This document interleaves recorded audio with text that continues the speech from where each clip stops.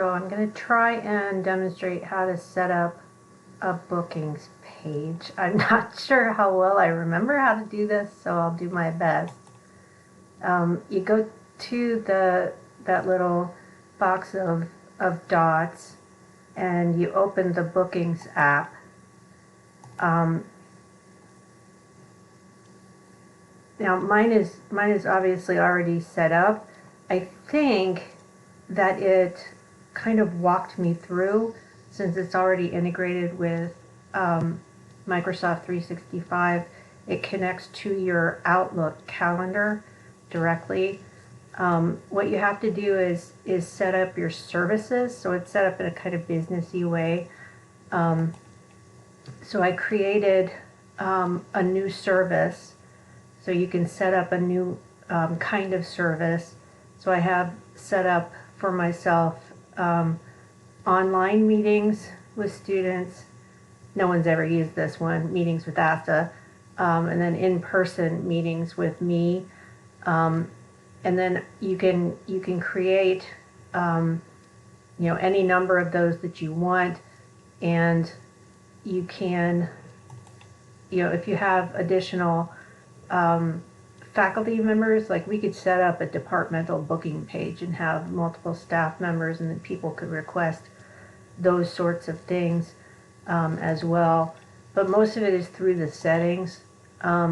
So like the settings, you can change how long they are, what they're being scheduled for, and I just ignore the stuff about the price because it is kind of businessy.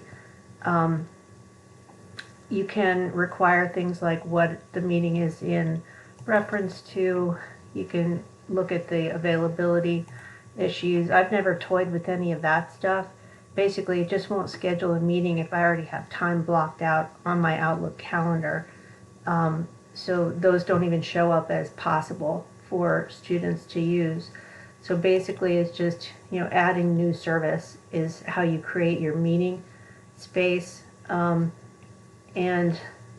you can change the availability options.